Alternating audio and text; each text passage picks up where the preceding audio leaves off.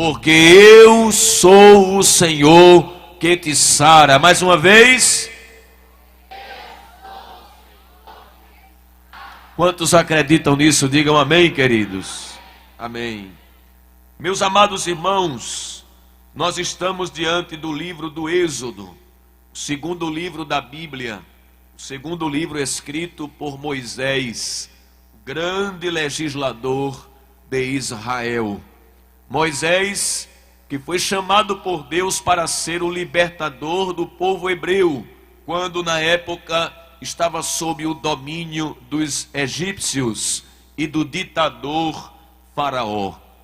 Moisés escreveu este segundo livro para trazer informações, narrativas que contam como Deus, de forma poderosa, tirou o seu povo da mão opressora do Egito e os conduziu para a terra prometida a Abraão, a Isaque e a Jacó. E todos nós sabemos que na trajetória entre o caminho da escravidão, ou o lugar da escravidão, e a terra da promessa, houve uma trajetória.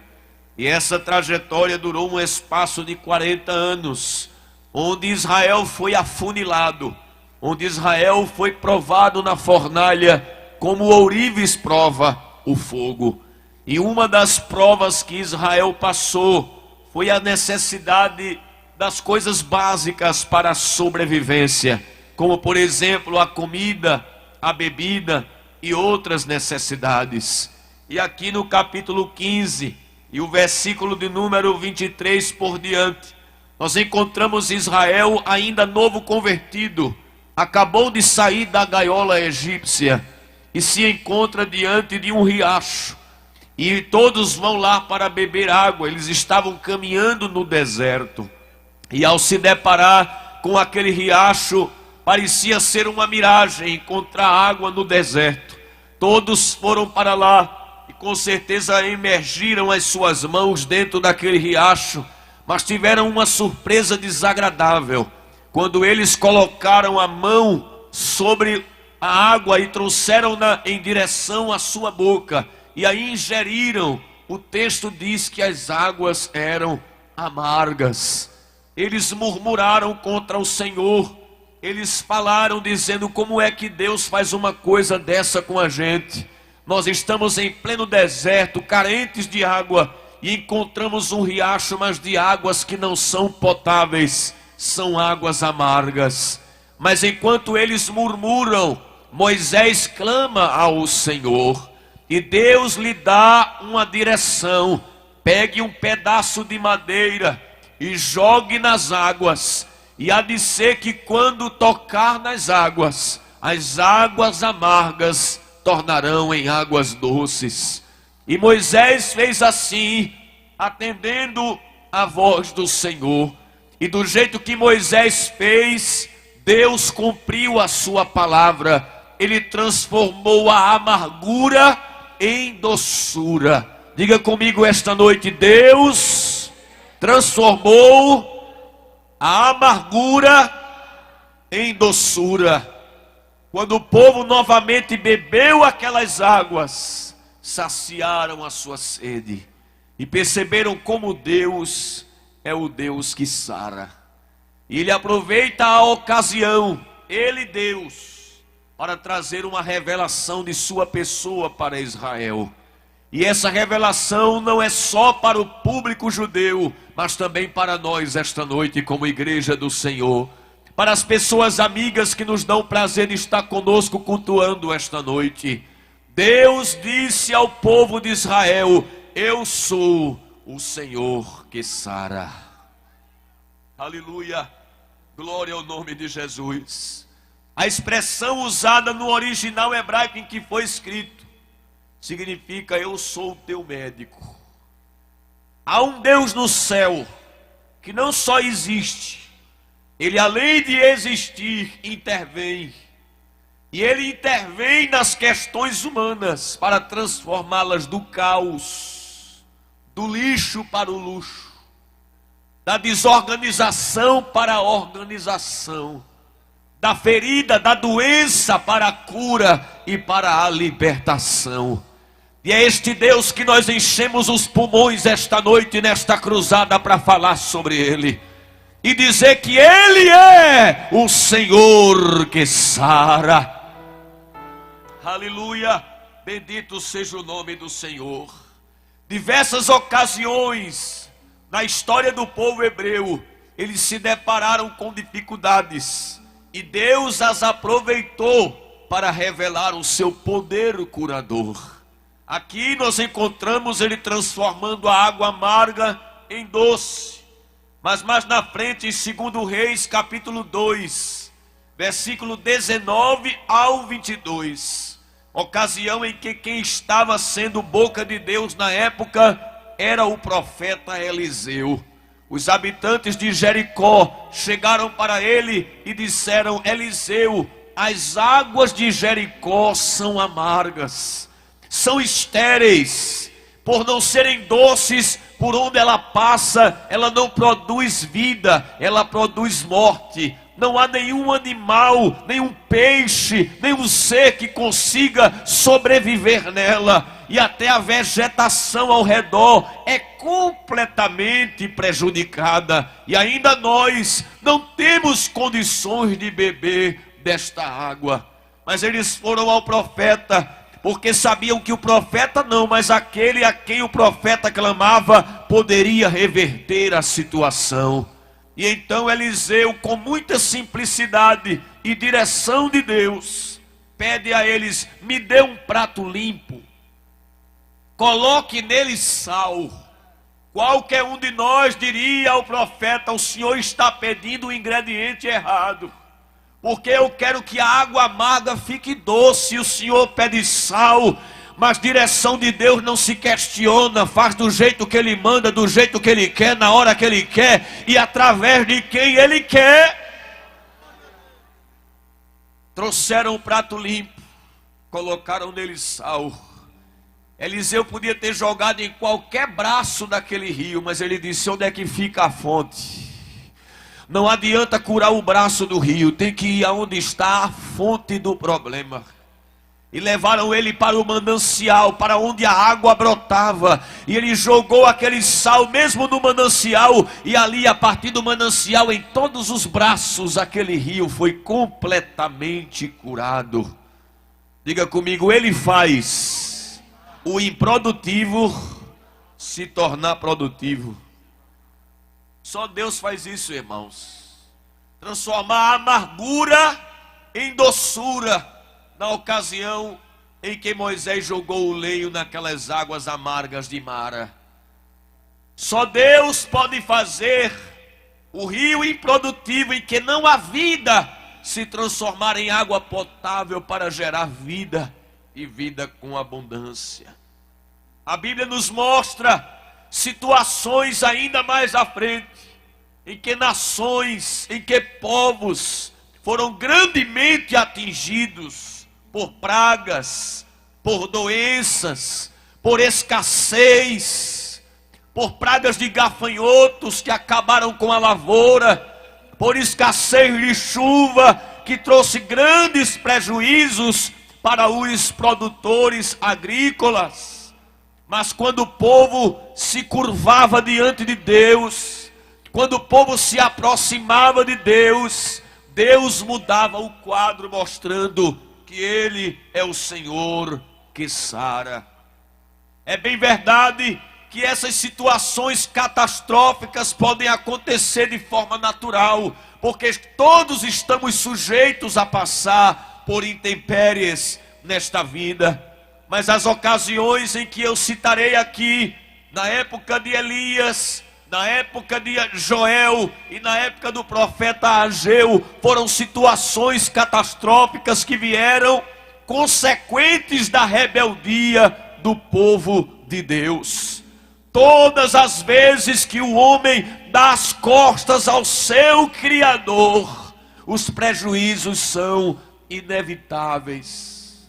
Na época de Elias, o reino do norte se curvou diante das imagens de escultura e atribuíam ao deus Baal o controle sobre a ecologia, o controle sobre os fenômenos da natureza, acreditavam que Baal controlava a chuva e controlava o fogo.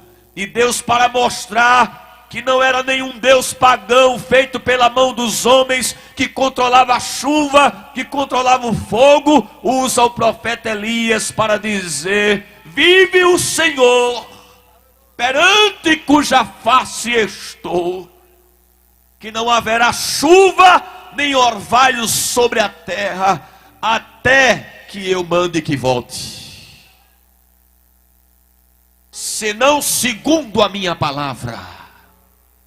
E quando Elias profetizou isso, Deus segurou a chuva e o orvalho. Tiago diz que por 3 anos e meio não houve chuva. A crise econômica veio sobre o reino do norte, as 10 tribos. Os animais morreram, os homens começaram a padecer. Infelizmente, tem gente que só olha para cima quando o bolso está vazio. Infelizmente, tem gente que só se lembra de Deus quando está com câncer, na UTI desenganado, mas quando está com saúde, não passa nem na porta da igreja. E se for para Deus chamar a tua atenção, Ele vai tocar ou permitir tocar na tua saúde e no teu bolso, para que tu possas te voltar para Ele. Depois de 3 anos e meio sem chuva, a pobreza era extrema. Mas o mesmo Deus que fechou o céu agora diz a Elias: vai, apresenta-te, Elias, a Acabe, que eu vou mandar chuva sobre a terra. Eu vou converter a terra estéril em uma terra produtiva. Eu vou sarar a terra ferida. Quantos acreditam que Deus sara a terra ferida, irmãos? Um dia Deus apareceu a Salomão, quando da inauguração do templo, e disse: se o meu povo, que se chama pelo meu nome, se humilhar e orar e se converter dos seus maus caminhos, eu ouvirei dos céus, perdoarei os seus pecados e farei o que, irmãos? Sararei a sua terra, mandarei a chuva novamente, para alegrar os homens, para que haja produção agrícola, para que o homem possa sobreviver e também os seus animais, trazendo prosperidade e multiplicação sobre a terra. Mas o preço para a cura da terra era se humilhar, era orar, era se converter dos seus maus caminhos. A Bíblia nos diz que no tempo do profeta Joel, de forma semelhante, o povo também havia dado as costas para Deus. E o prejuízo, sempre que se toma uma decisão como essa, é muito grande. Deus permitiu que uma praga de gafanhotos viesse sobre a terra. Eles roeram a lavoura. Era o devorador, o destruidor. Tipos de gafanhoto ou fases de gafanhoto, que vieram e roeram até os talos da erva verde. E o prejuízo foi tão grande que Joel, pelo Espírito Santo, diz assim: o campo está assolado, o trigo está destruído, o azeite secou. E o povo começou a cair em si e a ver que o prejuízo de se afastar de Deus é muito grande, não só econômico, não só físico, material, mas sobretudo espiritual. E Joel começa a profetizar, chamando o povo de volta para o altar. E ele diz: tocai a buzina em Sião, perturbem-se todos os moradores da terra. E Joel chama o povo para um jejum, chama o povo para o altar. Até aos ministros sacerdotes, ele diz: se coloca no alpendre o altar e diz: poupa o teu povo, ó Senhor, e não entregues a tua herança ao opróbrio. E quando o povo atende a voz do Senhor, o Senhor usa o profeta para dizer: o Senhor se compadecerá do seu povo e vai de uma vez por todas acabar com a vergonha, acabar com o opróbrio, acabar com a ignomínia, lançar por terra aquilo que oprimia o seu povo e trazer tempos de prosperidade. Deus é o Deus que sara. Nos dias do profeta Ageu não foram diferentes. O povo havia voltado do cativeiro babilônico. E ao invés de dar vazão à construção do templo, por pressão dos samaritanos, eles lançaram só as bases e pararam ali. E começaram a preocupar-se apenas com as suas casas, que faziam de madeira importada, de cedro. E deixaram a casa do Senhor em ruínas.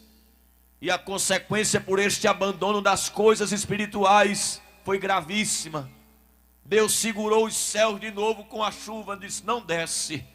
Eles semeavam muito e colhiam pouco. A roupa que traziam para casa para se vestir não aquecia. E o salário no final do mês parece que colocavam numa carteira furada. Não segurava, o dinheiro não dava. A crise financeira era grande. Era Deus mais uma vez dizendo assim: volta para mim e eu saro a terra novamente. Esses dias que nós estamos vivendo, irmãos, são dias de balanço de Deus.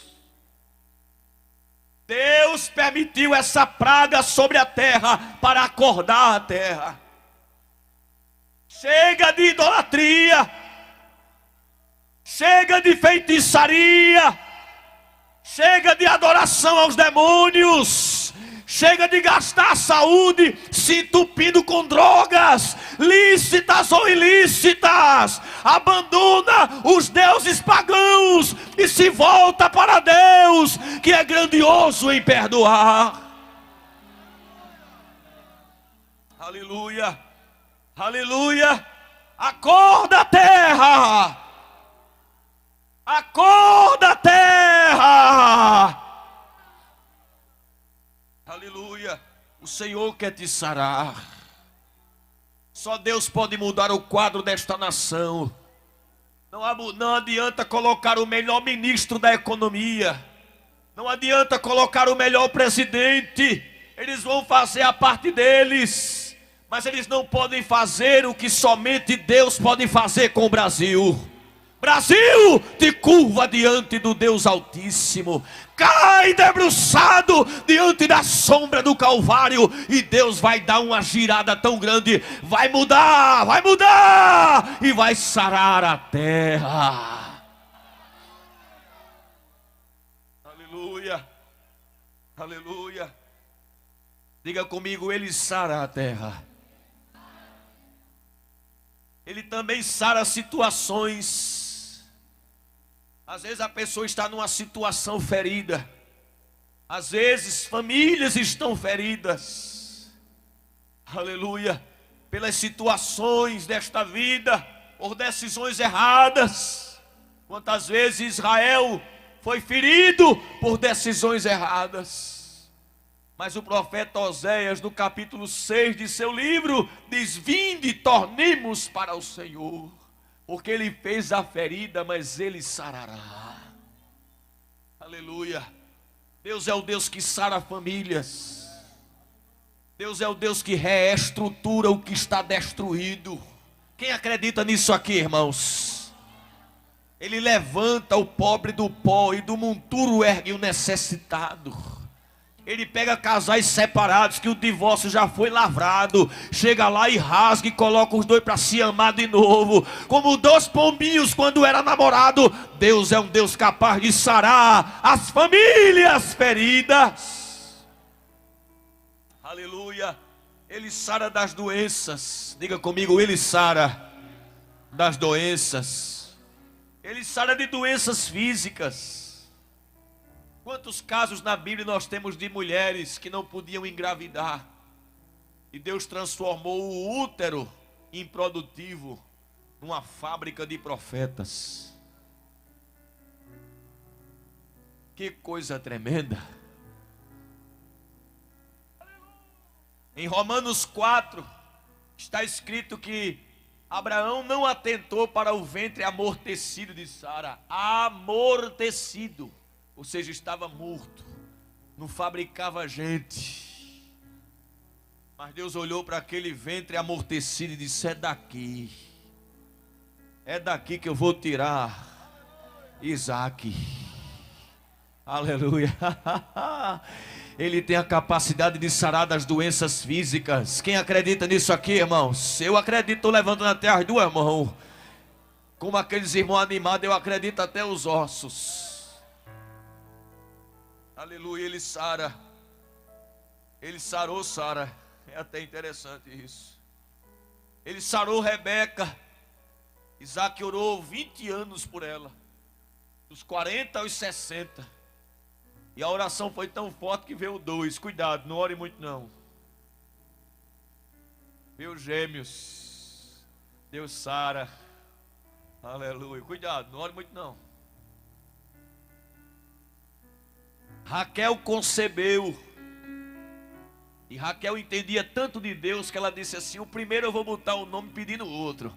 Que Deus acrescente. Deus disse: gostei, deu outro. Veio Benjamim. Aleluia. Ana não podia engravidar. Mas ela disse: eu vou para o templo. Eu vou orar. Não há nenhum problema em ir no obstetra, no ginecologista, no médico especialista. Mas a gente conhece o caminho do milagre. Quem conhece aqui o caminho do milagre? Aleluia. Ana subiu para a casa do Senhor. Você sabe que Ana não tinha acesso ao templo, porque o povo não tinha acesso ao templo. Ela orou junto ao pilar do templo. Um dia desse eu cheguei lá no templo central, pastor. E tinha um jovem que não sabia que o ciclo de oração na 7 de setembro, do ciclo de oração no templo central, funciona na 7 de setembro. Ele foi para o templo central. Quando chegou lá não estava tendo culto, porque funciona na 7 de setembro. Mas ele estava com uma sacola que ele ia para a faculdade. Aí ele pediu ao porteiro assim: eu posso orar aqui mesmo, na coluna? Aí o porteiro disse: ore aí. Eu larguei para o almoço, passei, ele estava assim, ó.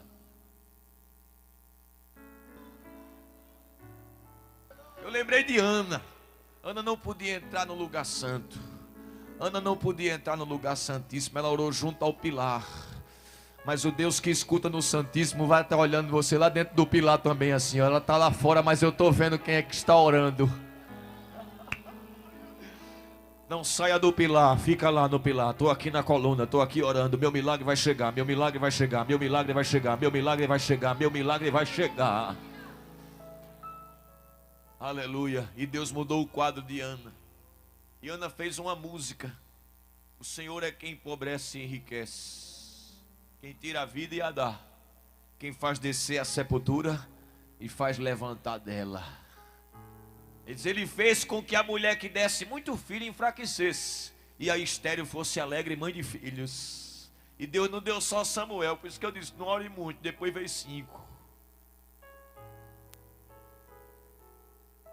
Ele cura as doenças físicas. Ele curou Naamã da lepra. Ele curou Jó daquela doença, daquela chaga maligna, da planta do pé até o alto da cabeça. Ele cura. Ele curou Ezequias de uma chaga mortal.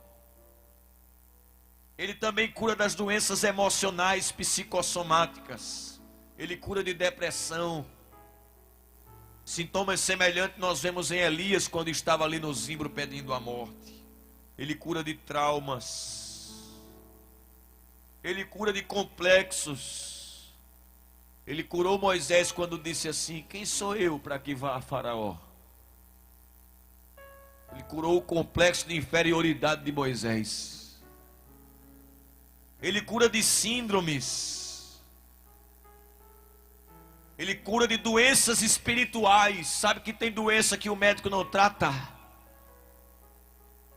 Por exemplo, o pecado. pecado é uma doença espiritual e não tem médico que trate, mas ele cura. Davi um dia disse assim: quando eu cobri o meu pecado, envelheceram os meus ossos. O meu humor se acabou, eu vivia triste direto. Se tornou em uma sequidão o meu humor. Mas quando eu confessei-te o meu pecado, tu me fizeste cercado de alegres cantos de livramento. Então ele cura. A Bíblia diz no Salmo 103, é ele quem perdoa todas as tuas iniquidades e sara todas as tuas enfermidades. Ele cura de opressão e de possessão. Saul estava atormentado por um espírito maligno, ninguém lhe dava saúde para aquela situação, até que chamaram aquele rapaz ungido chamado Davi, que quando tocou a harpa, a música ungida tirou a perturbação e o espírito maligno da vida daquele homem. Deus tem a capacidade de curar a opressão e possessão. Ora, deixe-me dizer algo, para me aproximar da conclusão esta noite. Embora nós tenhamos toda esta revelação de Deus no Antigo Testamento, que Ele é o Deus que sara, chegou um período na história em que Ele ia mostrar de forma mais abrangente a sua capacidade curadora. E Ele fez isso quando enviou o seu Filho ao mundo. Jesus é a demonstração pública, visível, nítida, estampada e clara de que Deus é o Deus que sara.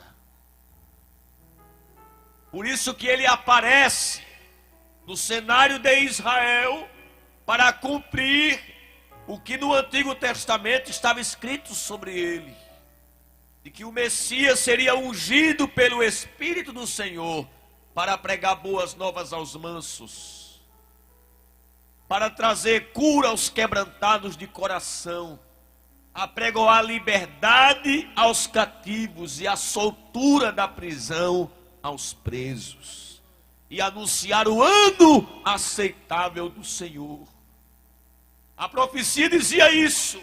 E quando Jesus chega na sinagoga de Nazaré para participar do culto ou do serviço, pois assim os judeus chamam o culto de serviço, é-lhe dado o livro do profeta Isaías para ele ler. E ele lê esta profecia e ele diz: esta escritura se cumpriu hoje em vossos ouvidos. Por isso que a cura faz parte do ministério de nosso Senhor Jesus Cristo. Um dia João Batista, preso, chamou alguns dos seus discípulos e disse: ide e perguntai àquele se ele é o que nós esperamos ou haveremos de esperar outro. E os que foram enviados chegaram para Jesus e disseram esta palavra, e Jesus aproveitou e disse: só um minutinho. Começou a curar os doentes, a expulsar os espíritos malignos, a fazer com que os mudos falassem, os surdos ouvissem. Ele disse: ide e dizem a João, os cegos veem, os coxos andam, os leprosos são purificados e aos pobres é anunciado o evangelho. Ele está duvidando mais do que? A cura faz parte da salvação obtida por Cristo, de forma que perdão e cura são irmãos gêmeos. Veja que diz: Ele é o que perdoa e sara. O mesmo texto que diz que Ele nos salvou, também diz que Ele levou sobre si as nossas enfermidades. Isaías 53:4, cumprido por Jesus em Mateus 8:17. A cura confirma a legitimidade da mensagem salvadora. Por isso que Jesus disse assim: estes sinais seguirão aos que crerem. Em meu nome porão a mão sobre os enfermos e os curarão. Expulsarão demônios. Aí é cura espiritual, que a gente chama também de libertação. E aí mais à frente diz o texto no versículo 20: e tendo eles partido, cooperava com eles o Senhor, confirmando a palavra com sinais que se seguiam. A cura confirma a legitimidade da mensagem salvadora. A cura no ministério de Jesus era abundante e admirável. João chega a dizer: olha, se fosse escrever todos os milagres que ele operou, nem todos os livros do mundo caberiam, sem contar com os que a gente vê hoje, só os da época de João. E a forma como Jesus curou é que chama atenção. Diga comigo, a forma como Jesus curava é que chama atenção. Algumas pessoas Jesus curava apenas com um toque de sua mão. Você lembra quando ele entrou na casa de Pedro e a sogra deste estava com febre? Jesus, ao invés de dar um dipirona a ela, paracetamol, chegou e disse: toca aqui na minha mão. Quando pegou pela mão que ela levantou, disse: oxente, a febre me deixou. Ele disse: agora faça o jantar.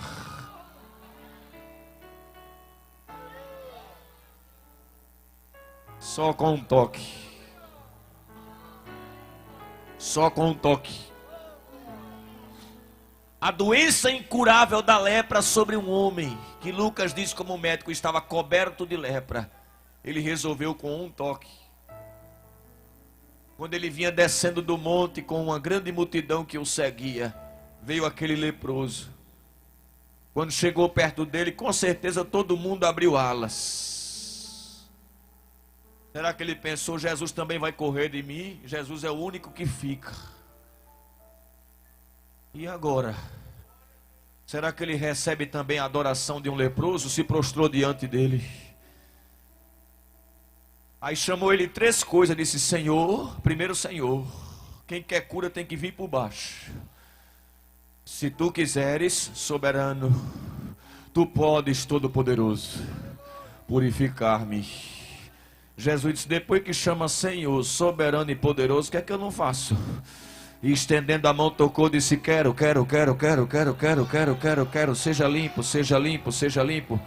Tocou e imediatamente foi purificado da sua lepra. Eliseu mandou Naamã dar 7 mergulhos. Jesus disse: só vou tocar uma vez, não toco 7 não. Só um toque. Agora, era tanto poder concentrado em Jesus, que ele não só curava tocando, como até as pessoas tocando nele também, sem ele nem saber, entre aspas, porque não tem o que ele não saiba. Ele vai na casa de Jairo para sarar a menina. No caminho tem uma mulher do fluxo ou de uma hemorragia há 12 anos. Jesus vai passando ali em direção a um endereço. Aquela mulher vem por detrás, pensando: ele não vai me ver, eu só quero tocar nele. Porque não é só o toque dele que cura, também é o toque nele. Diga isso comigo, irmão. Não é só o toque dele, é o toque nele. Ela disse assim, ó: se tão somente eu tocar. Aí Lucas diz: na orla, que é embaixo da sua veste, sararei. Não havia espaço para dúvida nela. Talvez eu sararei, quem sabe ele quer me curar. Ela disse: sararei.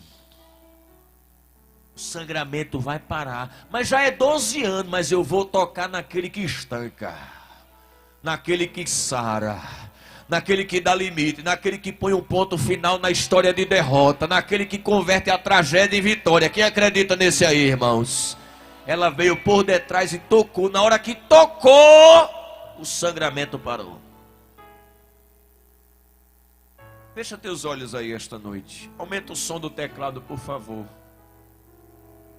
Esta noite ele está aqui para tocar com o toque dele, curar com o toque dele, mas também para curar com o toque nele.